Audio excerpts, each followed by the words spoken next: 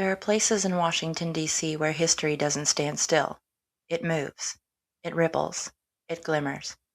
It rises and falls in the quiet rhythm of water. These are the fountains of the Capitol, some more than a century old, built to honor explorers, generals, jurists, and ideals that shaped the nation. Over time, many of them fell silent. Their basins cracked, their pumps failed, and their stories faded into the background noise of a busy city.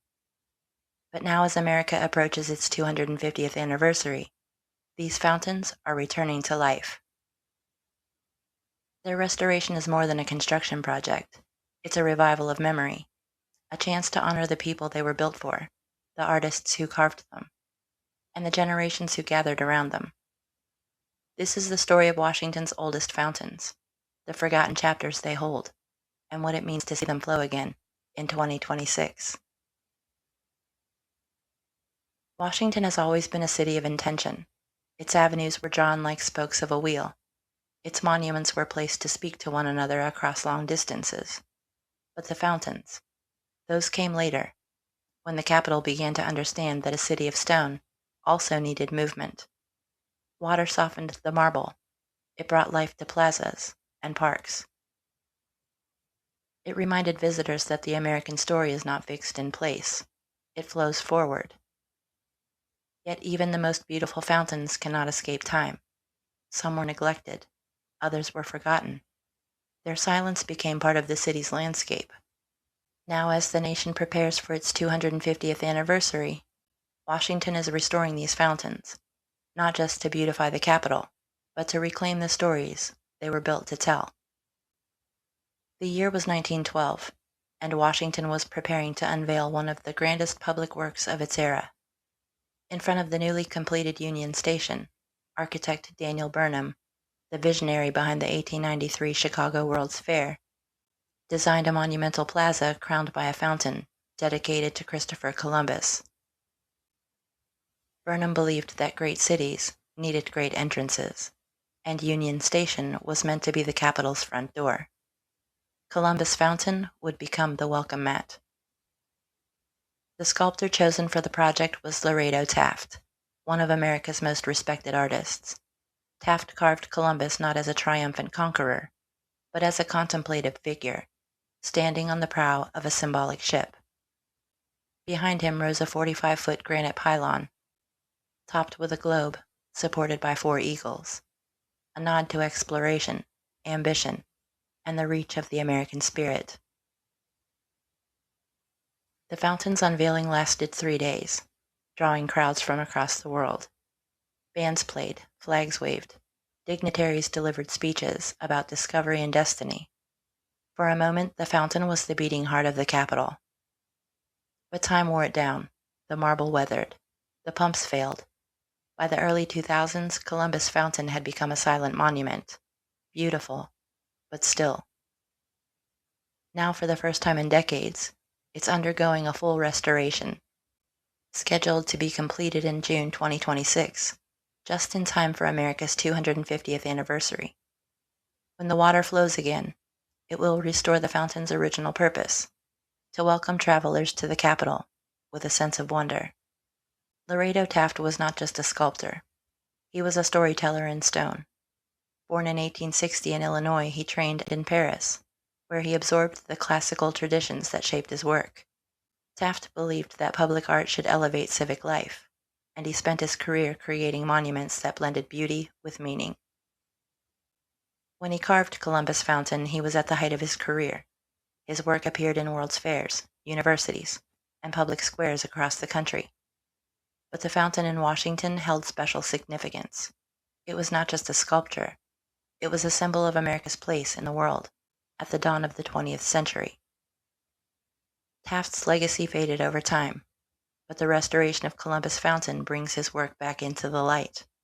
It reminds us that behind every monument is an artist whose vision shaped the nation's public memory.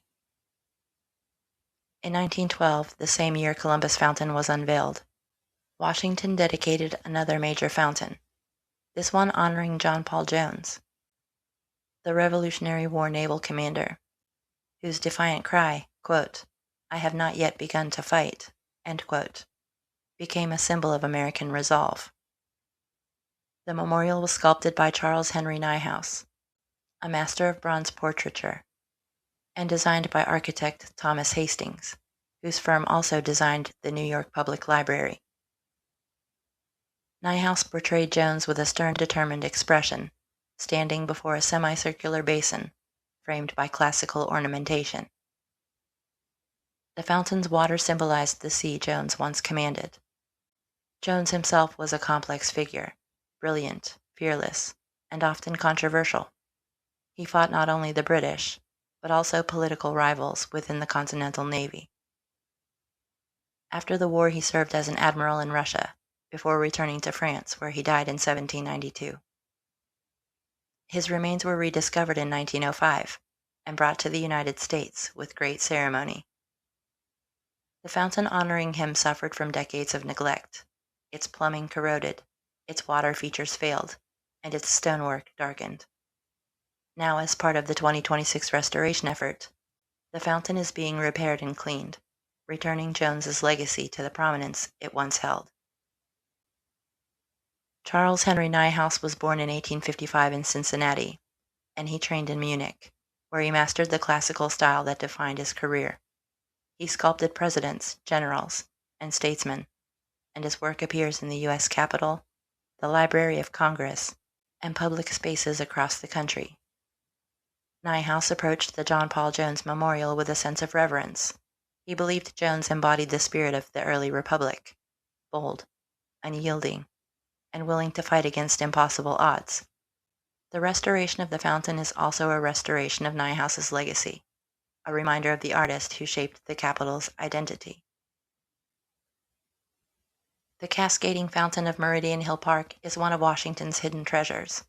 Designed by landscape architect George Burnap and later completed by Horace Peaslee. The fountain was constructed between 1912 and 1936. It is one of the longest cascading fountains in North America, a grand Italianate water staircase flowing through 13 basins.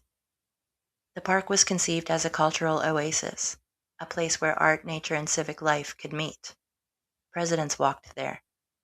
Diplomats lived nearby, and for decades the cascading fountain was a symbol of elegance in the capital. But by the late 20th century, the fountain had fallen into disrepair.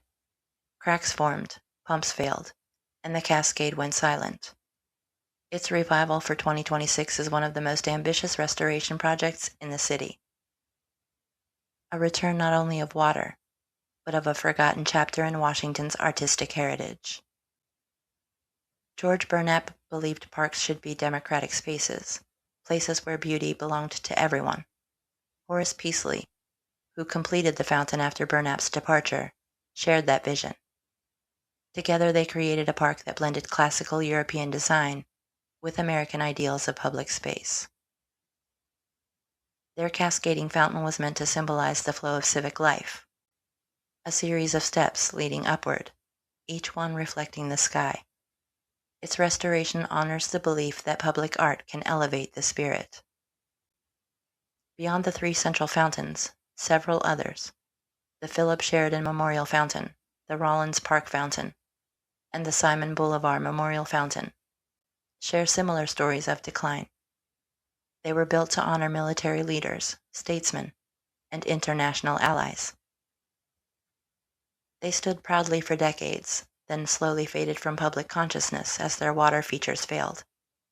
Their restoration for 2026 is not merely cosmetic, it's an act of remembrance, a way of honoring the people and ideals they represent. The National Park Service has undertaken a sweeping restoration effort across the capital, repairing fountains that have been silent for years.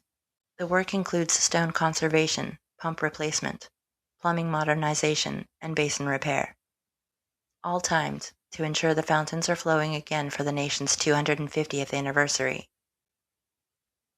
As the restorations progress, Washington is beginning to sound different. Plazas that were once quiet now echo with the movement of water. Visitors pause again at fountains they once walked past without noticing. The city feels renewed, not through new construction, but through the revival of its historic heart.